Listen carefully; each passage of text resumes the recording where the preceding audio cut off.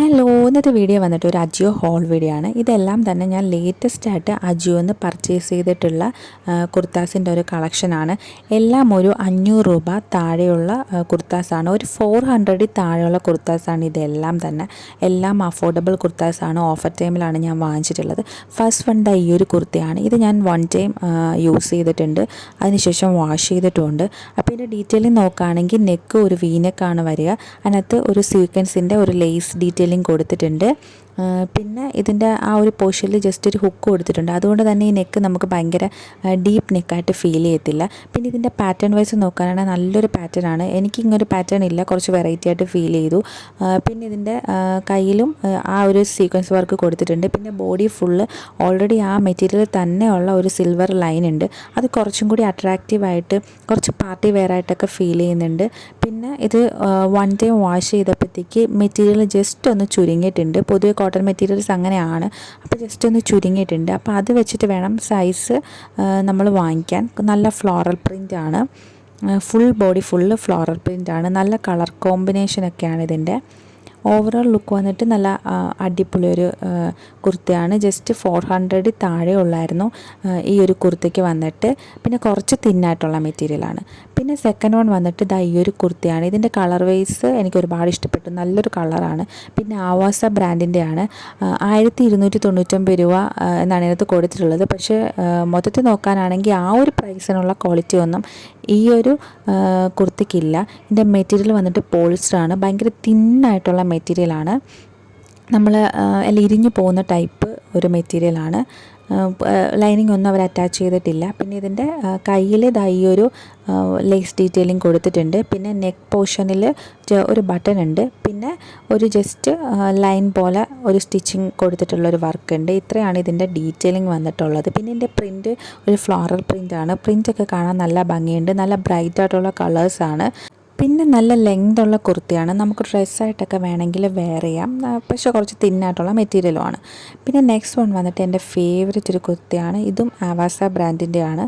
ഇതും ജസ്റ്റ് 400 താഴെ റേറ്റേ ഉള്ളൂ ഇതിനും. ഇതിൻ്റെ ഡീറ്റെയിലിംഗ് വന്നിട്ട് ആ നെക്ക് പോർഷനിലാണ് ഈ ഒരു ഡീറ്റെയിലിംഗ് വർക്കുള്ളത്. പക്ഷേ അത് ജസ്റ്റ് പോകുന്നൊരു സൈസ് പെയിൻറ്റ് ടൈപ്പ് ഒരു മെറ്റീരിയലാണ്.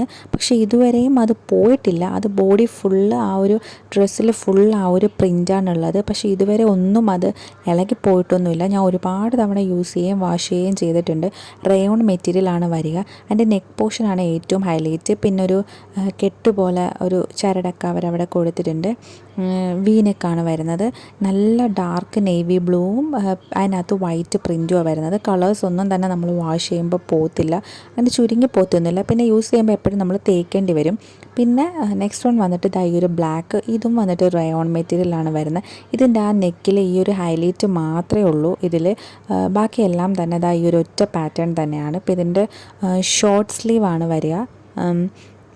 പിന്നെ അതിൻ്റെ കുറച്ച് അട്രാക്ഷനായിട്ട് വന്നിട്ടുള്ള അതിൻ്റെ എൻഡ് പോർഷനാണ്. അതിങ്ങനെ കുറച്ച് രണ്ട് മൂലയിലും കുറച്ച് ലെങ്തി ആയിട്ട് വന്നിട്ട് ഈ ഒരു സംഭവം ഇങ്ങനെ തൂങ്ങിക്കിടപ്പുണ്ട്. ഇതാണ് എൻ്റെ ഹൈലൈറ്റ്. നല്ല ലെങ്ത് ഉള്ളൊരു ടോപ്പായിരുന്നു ഇത്.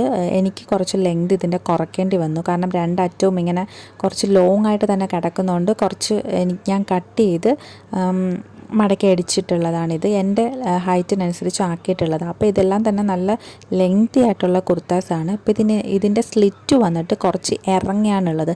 നമ്മുടെ നോർമൽ സ്ലിറ്റ് പോലെയല്ല, കുറച്ച് താഴോട്ട് ഇറങ്ങി. അതാണ് ഇതിൻ്റെ പാറ്റേൺ വന്നിട്ട്. ഇത് നല്ല അടിപൊളി ഒരു കുർത്തയാണ്. പിന്നെ അടുത്ത വന്നിട്ട് ഈ ഒരു കോട്ടൺ ഫാബ്രിക് വരുന്നത്. ഇത് കുറച്ച് നൈസായിട്ടുള്ള മെറ്റീരിയലാണ്. ഫ്ലോറൽ പ്രിൻ്റാണ്. ഇതിനകത്ത് ഫ്രണ്ട് ഓപ്പൺ ആണ്. അപ്പോൾ ഫീഡിങ് മദേഴ്സിനൊക്കെ യൂസ്ഫുൾ ആയിരിക്കും. പിന്നെ ഇതിൻ്റെ കയ്യിൽ ഈ ഒരു ഹൈലൈറ്റിംഗ് ഉണ്ട്.